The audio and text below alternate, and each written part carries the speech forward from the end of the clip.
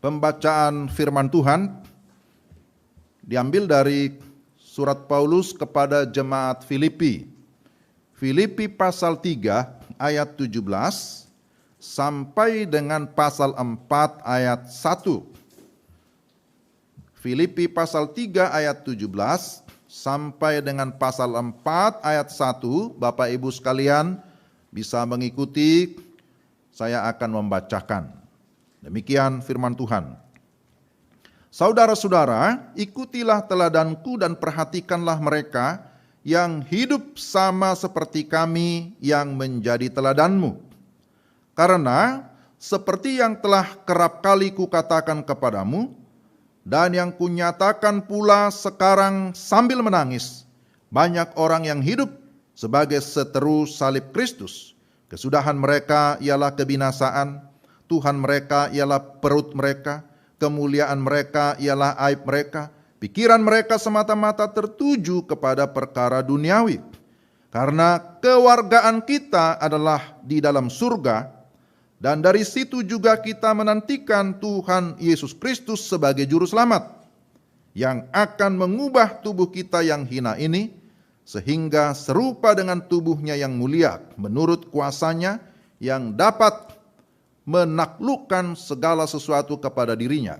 Karena itu, saudara-saudara yang kukasihi dan yang kurindukan, sukacitaku dan mahkotaku, berdirilah juga dengan teguh dalam Tuhan, hai saudara-saudaraku yang kekasih. Demikian jauh pembacaan firman Tuhan. Berbahagialah kita yang mendengar firman dan memelihara dalam hidup kita sehari-hari. Selamat hari Minggu Bapak Ibu sekalian, Shalom. Ya, puji Tuhan, kita berkesempatan lagi beribadah di hari Minggu yang kudus ini. Dan kita sudah menikmati puji-pujian yang tentu menyenangkan hati Tuhan dan juga memberikan kita sukacita ya di dalam hati kita. Terlebih ada firman Tuhan yang menjadi makanan rohani, menjadi kekuatan bagi jiwa kita. Ada tema yang sudah ditetapkan oleh PGI. Hari ini tema khotbah Allah mewariskan, gereja mentradisikan. Allah mewariskan, gereja mentradisikan. Tentu ini adalah tema yang menarik untuk kita bahas. Firman Tuhan selalu menarik ya. Menarik kita untuk datang kepada Tuhan. Istilah warisan tentu ini sangat akrab di dalam pendengaran kita.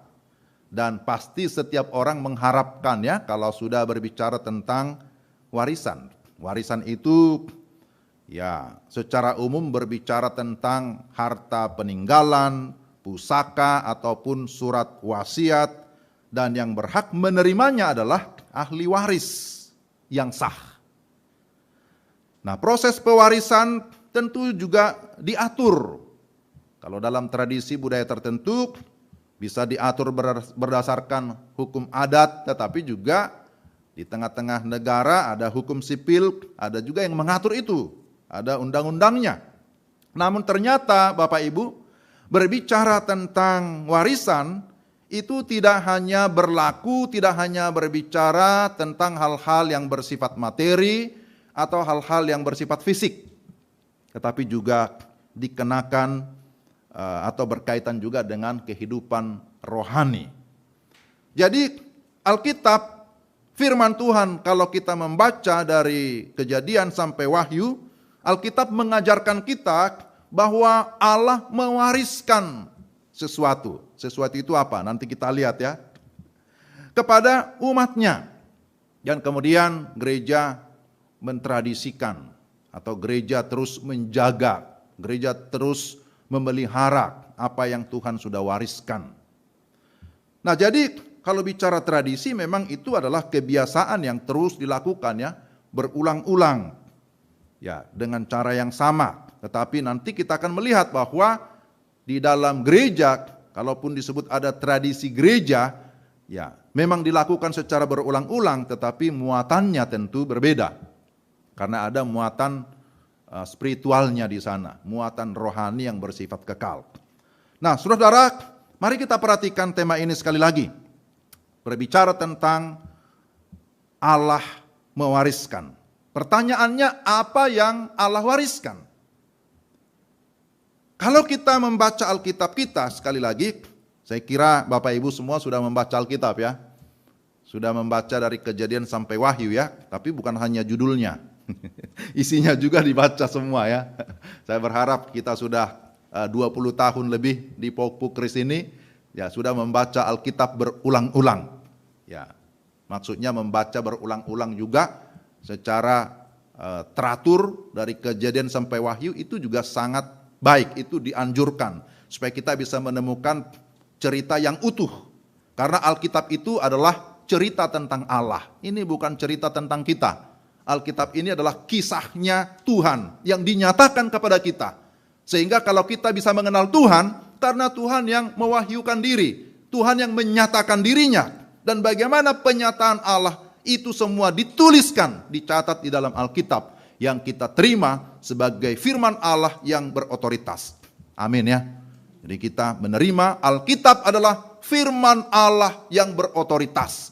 Kenapa berotoritas? Kenapa berkuasa? Karena Roh Kudus yang mengilhamkan. Jadi bukan karangan biasa, bukan catatan biasa, tapi ini adalah berdasarkan inspirasi daripada Roh Kudus. Jadi Bapak Ibu yang terkasih dalam Tuhan, kalau kita membaca Alkitab kita, lalu dikaitkan dengan warisan, saya juga awalnya berpikir warisan seperti apa yang dimaksud. Tetapi kita bisa menemukan ada satu benang merah dari Kejadian sampai Wahyu. Benang merah itu yang kita pelajari berbicara tentang ada perjanjian Tuhan. Ini benang merahnya. Bahwa Tuhan selalu menyatakan janjinya. Perjanjian Allah, covenant of God. Bahwa perjanjian Allah itu adalah inisiatif Allah sendiri. Allah yang mau mengikatkan dirinya kepada manusia. Sehingga disebut dengan istilah covenant, perjanjian dari Tuhan kepada manusia. Tidak disebut dengan istilah agreement. Kalau di dalam bahasa Inggris ada istilah covenant, ada istilah agreement. Kalau agreement itu persetujuan atau perjanjian yang searah, yang sama-sama begitu ya, kepada lembaga yang satu dengan lembaga yang lain atau sesama manusia. Tapi yang namanya covenant dalam bahasa Inggris yang diterjemahkan juga perjanjian di dalam Alkitab kita, itu dari Allah kepada manusia. Jadi itu benar-benar inisiatif dari Tuhan, bukan karena kebaikan manusia, bukan karena usaha manusia, bukan karena jasa manusia. Nah, ini yang mau kita lihat. Jadi Allah menyatakan janjinya secara bertahap, secara progresif, dan terus mengalami peningkatan, nanti puncaknya tiba kepada Yesus Kristus sebagai penggenapan janji itu. Nah, jadi bagaimana realitas perjanjian itu? Kita bisa melihat contoh-contoh di dalam Alkitab. Pertama, perjanjian Allah yang dinyatakan kepada Abraham. Di dalam kitab Kejadian ya, sebenarnya mulai dari Kejadian pasal 12, Allah memanggil Abraham, terus kalau kita baca sampai Kejadian 15, terus 16, di sana Allah terus berbicara kepada Abraham. Allah berjanji memberikan keturunan ilahi, atau yang disebut sebagai anak perjanjian kepada Abraham. Dan dikatakan bahwa melalui keturunan Abraham, semua bangsa akan diberkati. Oleh keturunanmu, semua bangsa akan diberkati. Tetapi apa yang terjadi Bapak Ibu? Dalam penantian yang panjang, ternyata janji itu belum digenapi.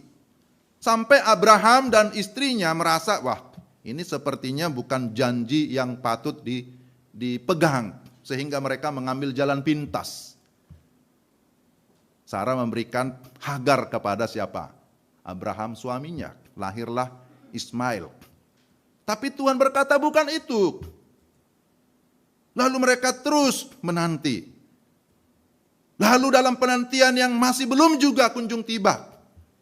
Kemudian Abraham berpikir di dalam Kejadian pasal 15, ya sudahlah, saya sudah tua, berarti akan saya wariskan ya apa yang aku punya kepada Eliezer. Eliezer adalah hambanya Abraham. Nah itu bisa kita baca di dalam Kejadian pasal yang ke-15. Abraham berpikir dan dia berniat untuk menjadikan Eliezer hambanya sebagai penerima waris. Jadi ternyata tradisi warisan ini sudah ada sejak masanya Abraham. Sudah lama sekali ya. Sampai kepada perjanjian baru juga ada. Kita mengingat ya bahwa ada 2 anak yang menantikan warisan dari bapaknya. Yang diberikan, yang dibuat Yesus sebagai perumpamaan. Tapi akhirnya Tuhan menggenapi janjinya dan memberikan Ishak pada usia Abraham yang sudah lanjut, hampir 100 tahun. Wah, pada saat itu Sarah tertawa. Rasanya kok enggak mungkin. Dia tertawa. Masa saya yang sudah tua ini jadi berahi?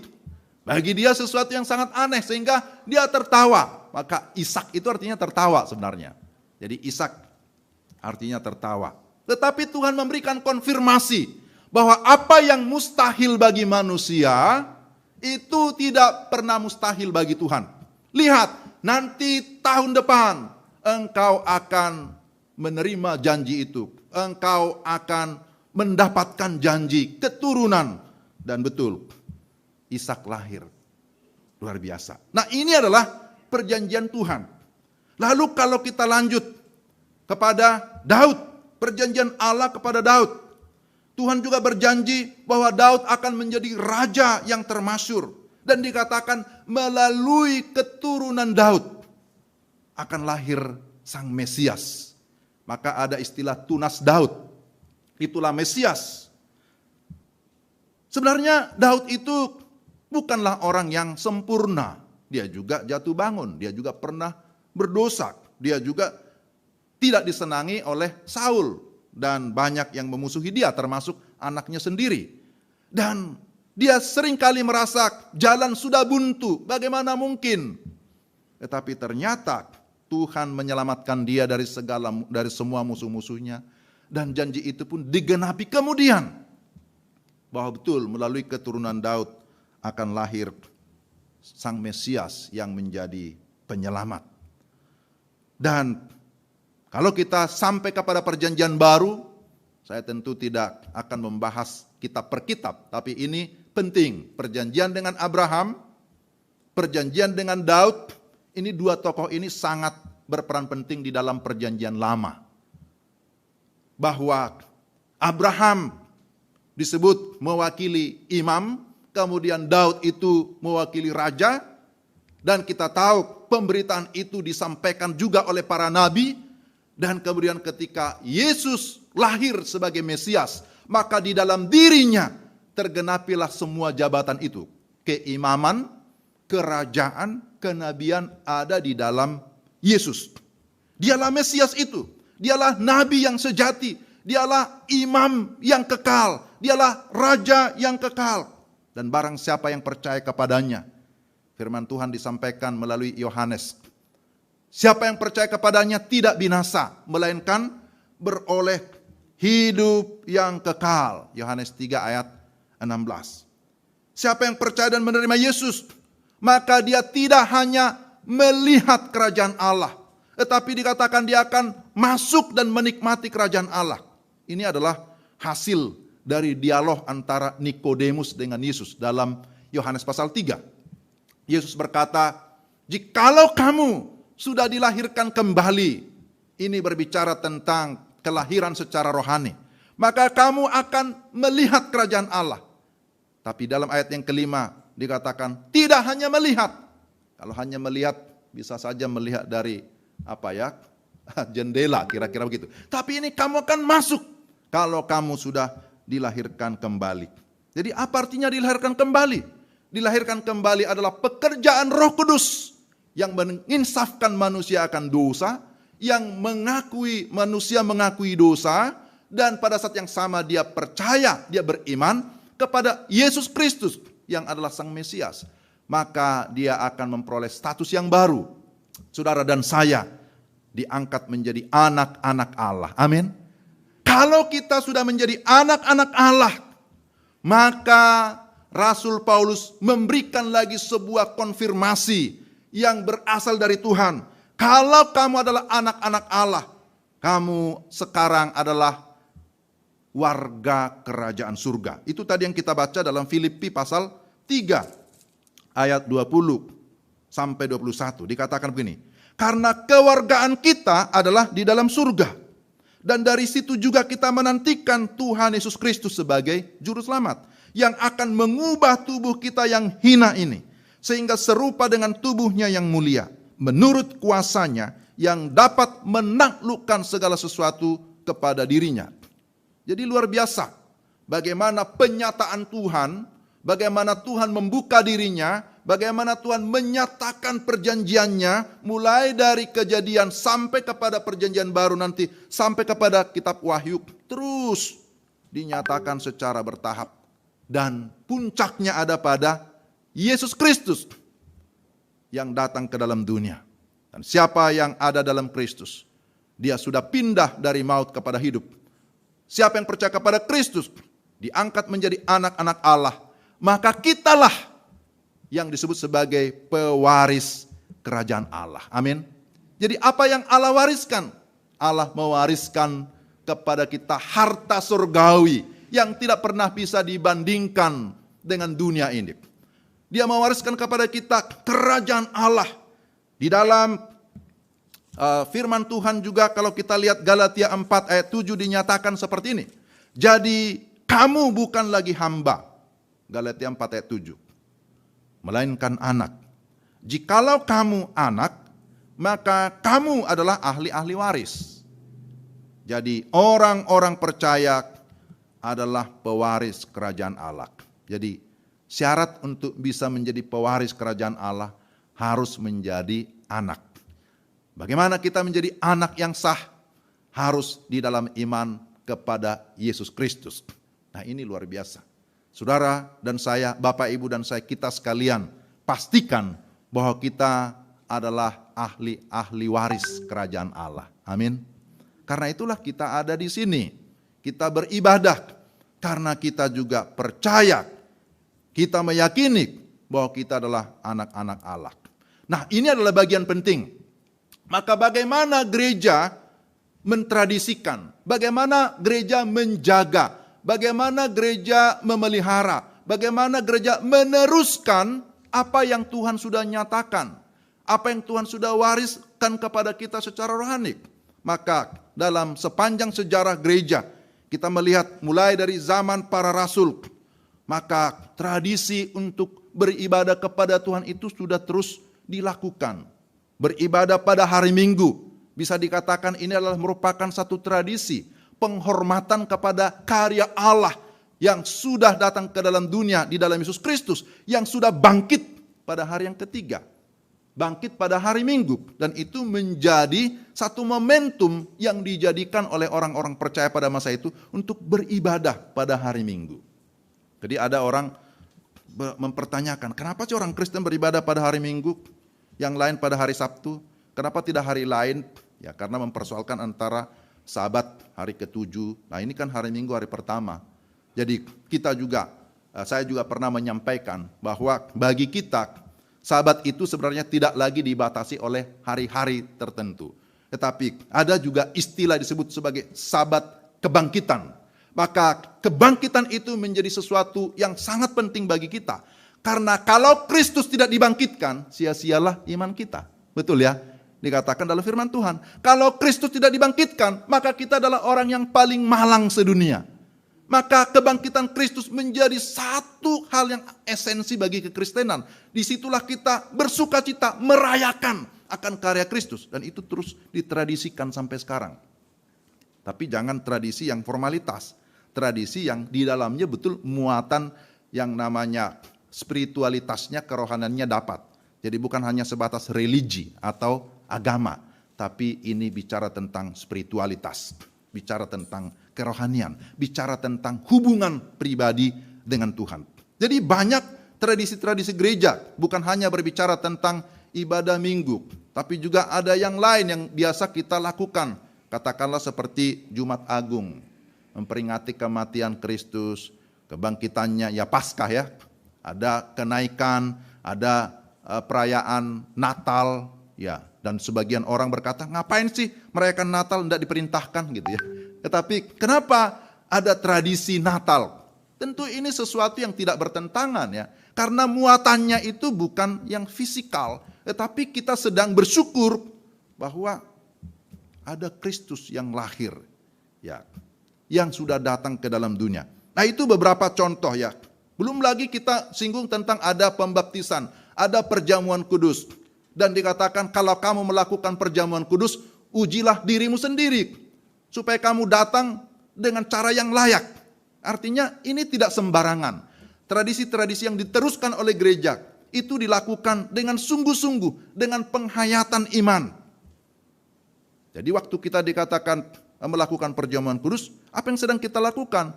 Kamu tidak hanya memperingati tentang kematian daripada Yesus Kristus, tapi kamu harus meneruskannya. Kamu harus menjadi saksi Kristus, kan begitu.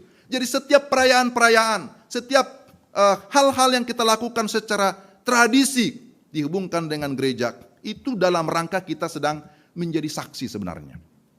Dalam rangka kita sedang menyaksikan perbuatan Tuhan yang ajaib. Dengan cara apa? Dengan cara ibadah kita. Dengan mengingat semua apa yang Tuhan sudah perbuat di dalam kehidupan kita. Jadi gereja mentradisikan harus dengan penghayatan iman, harus dengan pengharapan. Seperti dikatakan di dalam firman Tuhan tadi, sambil kita menantikan kedatangan Kristus. Kita sudah menantikan kedatangan Kristus yang kedua. Kapan dia akan datang? Dia pasti akan datang, walaupun kita tidak tahu tanggalnya. Tapi ada pengharapan bahwa betul Kristus adalah Tuhan, dia adalah Raja, dia adalah Hakim yang akan menghakimi seisi dunia. Nah, ini sesuatu yang harus kita syukuri, yang kita harus tetap imani, yang kita harapkan dengan sungguh-sungguh. Apapun yang kita lakukan, bukan hanya dengan iman, bukan hanya dengan pengharapan, tapi juga dengan kasih. Apapun yang kita lakukan jikalau tanpa kasih dikatakan itu akan sia-sia. Apapun yang kita lakukan, kita mau melayani giat, ada orang bergiat melayani, tapi kalau tanpa kasih itu juga dikatakan tidak ada nilainya, tidak ada faedahnya. Apapun perbuatan baik kita, jikalau tidak dilandasi dengan kasih, nah itu pun tidak ada maknanya dan seterusnya di dalam 1 Korintus pasal yang ke-13. Jadi dalam rangka kita melakukan segala tradisi, baik dalam bentuk ritual yang diatur dalam ritus ibadah. Ritus itu bicara tentang tata gereja, tata ibadah, semua diatur sedemikian rupa supaya tidak kacau. Kan harus ada pengaturannya. Kita sekarang beribadah ada ritusnya juga kan, ada tata ibadahnya. Sekalipun tadi ada sedikit miss di awal, nah itu hal-hal teknis ya. Tapi sebenarnya semua sudah ada pengaturannya. Ya. Jadi mari kita lakukan, dikatakan di sini, dengan mata yang tertuju kepada Kristus. Dengan mata yang tertuju kepada Kristus yang sudah disalibkan itu. Karena dikatakan dalam ayat 18, banyak orang yang hidup sebagai seteru salib Kristus. Banyak orang menjadi seteru yang tidak mau percaya kepada salib Kristus. Yang tidak percaya kepada Kristus itu sebagai Tuhan. Dan tentu ada banyak penyangkalan, ada banyak perdebatan tentang siapa Yesus Kristus. Tetapi bagi kita yang sudah menerima warisan surgawi, kita yang sudah diangkat menjadi anak-anak Allah, kita tidak ada keraguan sedikit pun bahwa Yesus Kristus adalah Tuhan. Amin. Yesus Kristus adalah Allah yang sejati. Dia adalah satu-satunya penyelamat. Tidak ada yang lain. Dia bukan hanya salah satu juru selamat, tapi dia satu-satunya juru selamat. Maka sekali lagi kembali kepada firman Tuhan ini. Rasul Paulus mengingatkan jemaat Filipi. Jemaat Filipi sudah tidak ada, tapi sekarang kita ada. Mengingatkan kepada semua orang percaya. Dikatakan bahwa banyak orang di dalam dunia ini yang berorientasi kepada harta yang sementara. Banyak orang yang berorientasi kepada perkara-perkara duniawi. Banyak orang yang mengarahkan pikirannya kepada warisan yang sifatnya sementara. Maka terhadap warisan yang sementara itu banyak orang berantem ya. Sekalipun kakak beradik, sekalipun abang adik, kakak adik kandung. Gara-gara perkara dunia ini bisa tidak saling kenal lagi. Bisa langsung jaga jarak. Ya, jaga jarak bukan karena pandemi ya, tapi karena masalah harta gono gini. Banyak itu terjadi hanya gara-gara masalah warisan-warisan yang sementara. Karena pikiran mereka dikatakan ayat 19 tertuju kepada perkara duniawi. Semata-mata tertuju kepada perkara duniawi. Maka dikatakan kesudahan mereka ialah apa? Kebinasaan. Tuhan mereka ialah perut mereka. Kemuliaan mereka ialah aib mereka. Tapi saudara dan saya, kita yang sudah ada dalam Kristus, kita adalah warga negara surgawi. Maka kita mengarahkan seluruh perhatian kita, terutama prioritas kita adalah kepada kerajaan Allah. Maka kita ada dalam dunia ini menjadi duta kerajaan Allah, menjadi agen kerajaan Allah yang memberitakan warisan surgawi, memberitakan tentang Yesus kepada banyak orang, kepada bangsa-bangsa. Kita dipilih, dikatakan tadi lagu kita ya, dari segala bangsa. Dipilih untuk apa? Untuk menjadi berkat bagi bangsa-bangsa. Sebagaimana Abraham. Maka saudara dan saya disebutkan di dalam firman Tuhan Galatia. Kalau kita adalah orang-orang yang sudah percaya kepada Kristus, maka kita berhak mendapatkan warisan surgawi sebagaimana Abraham. Karena kita di dalam Kristus juga disebut sebagai keturunan Abraham secara rohani. Nah ini jelas di dalam Alkitab.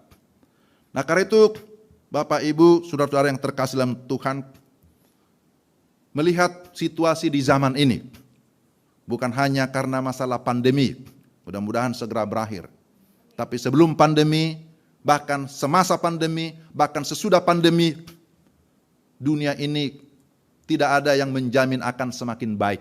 Tidak ada. Yang ada ternyata justru sekarang peperangan.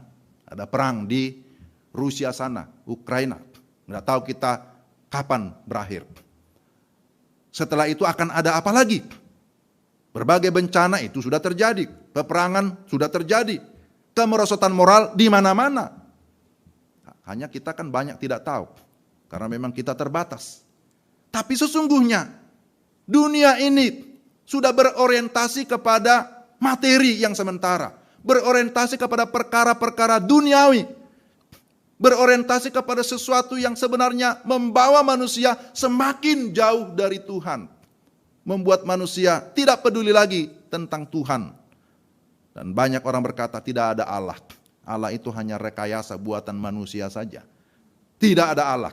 Tapi firman Tuhan berkata, yang menyatakan tidak ada Allah adalah siapa? Orang bebal. Hanya orang bebal dikatakan. Mazmur 14 ayat 1. Orang bebal berkata tidak ada Allah. Jadi saudara dan saya, kita adalah anak-anak Tuhan. Maka mari kita hidup sebagai anggota kerajaan Allah. Menjadi duta kerajaan Allah. Kehidupan yang menjadi berkat bagi bangsa-bangsa. Kehidupan yang menjadi berkat bagi lingkungan di mana kita berada, kehidupan yang menjadi berkat di tengah-tengah gereja kita, di tengah-tengah keluarga kita, di tengah-tengah pekerjaan kita, dimanapun kita berada. Kisah-kisah yang penting dicatat dalam Alkitab, tentu seperti kata Paulus, itu bisa menjadi teladan bagi kita. Bahkan Rasul Paulus berani berkata, ikutilah teladanku, bahwa dia hidup sesuai dengan tujuan Tuhan. Dia hidup hanya untuk memberitakan siapa Tuhan, memberitakan Injil, memberitakan tentang kerajaan surga. Inilah fokus utama daripada kehidupan orang percaya. Bukan berarti tidak penting makan minum, bukan itu yang dimaksud. Tetapi Tuhan juga berkata, kalau kamu mencari dahulu, mengutamakan dahulu kerajaan Allah, semuanya akan ditambahkan. Amin. Jangan kita balik ya. Karena pernah juga ada orang berkata kepada saya, jangan ngomong firman terus. Kamu sok rohani-rohani terus. Kita masih hidup di dunia katanya. Kamu masih injak tanah kan. Ini kan kadang orang Batak begitu. Kalau kita ngomong firman katanya bibelon kamu ini. Ngomong Alkitab terus. Kamu masih hidup di dunia. Jadi berpikir juga harus lihat, harus seimbang katanya. Tapi sebenarnya tidak begitu cara pikirnya. Kalau kita sudah memiliki pola pikir Kristus, kalau kita sudah memiliki firman Allah dalam hidup kita, maka itulah yang akan mengarahkan seluruh hidup kita, dimanapun kita berada. Kalau kita sedang membangun usaha, kalau kita sedang membangun ekonomi, kita sedang bekerja, kita sedang di mana, di keluarga, firman Tuhanlah yang menjadi motor penggerak, yang mendrive kita, yang menuntun kita, sehingga kita tidak salah.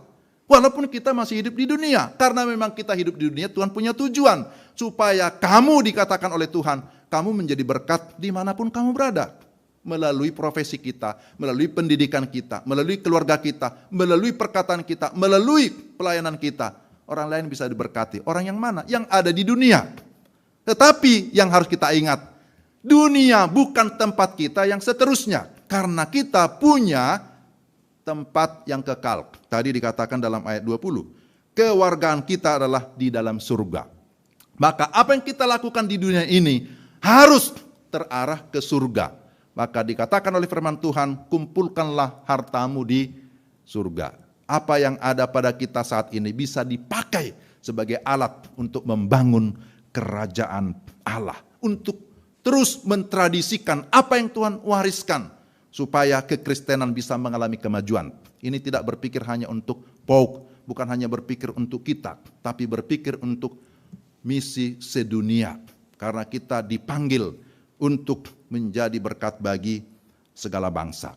Apakah hal ini mudah dilakukan? Tentu tidak. Ada banyak sekali tantangan. Karena itulah Rasul Paulus menutup di dalam pasal 4 ayat 1, saya juga kutip itu. Dikatakan begini, karena itu saudara-saudara yang kukasihi, yang kurindukan, sukacitaku dan mahkotaku, berdirilah juga dengan teguh dalam Tuhan. Luar biasa ya, ini satu nasihat. Karena mengingat begitu banyak tantangan, begitu banyak persoalan dalam dunia ini, begitu banyak yang tidak senang kepada pola pikir kita, begitu banyak orang yang benci kepada kekristenan. Ketika kita ngomong kebenaran, maka dikatakan oleh Paulus, berdiri teguh. Artinya jangan mau digoyahkan oleh apapun. Ketika kamu sudah memiliki status sebagai anak Allah, sebagai pewaris kerajaan Allah, maka kamu tetap menjadi anak Allah. Sekali menjadi anak Allah, tetap menjadi anak Allah. Amin ya. Karena tidak pernah ada mantan anak. Enggak ada itu. Sekali menjadi anak Allah, seterusnya selamanya menjadi anak Allah. Implikasinya apa? Kalau kita menjadi anak Allah, maka seterusnya kita akan menjadi pewaris kerajaan Allah. Kita tidak keluar masuk, kita tetap ada di dalam kerajaan Allah. Maka dikatakan, saudara-saudara yang kekasih, berdirilah teguh, jangan goyah.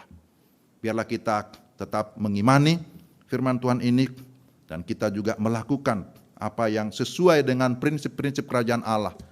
Kita semua adalah utusan Tuhan, duta kerajaan Allah, yang harus menjadi berkat dimanapun kita berada. Mari kita berdoa. Bapa di surga, terima kasih kami berkesempatan untuk mendengarkan firman-Mu. Hamba-Mu terbatas untuk menguraikan, tapi kami memiliki Allah yang hidup, Roh Kudus yang akan terus mengajar kami, yang akan memberikan kami hikmat dan pengertian, bahkan yang akan menuntun kami agar kami hidup sesuai dengan kebenaran firman-Mu. Ajarlah kami tetap setia, ajarlah kami tetap taat kepada kehendak-Mu, ajar kami untuk senantiasa hidup berserah dan mengandalkan Tuhan. Karena firman-Mu berkata, hanya orang yang mengandalkan Tuhanlah yang akan diberkati, yang akan berbahagia. Terpujilah Engkau dalam nama Tuhan Yesus Kristus. Amin.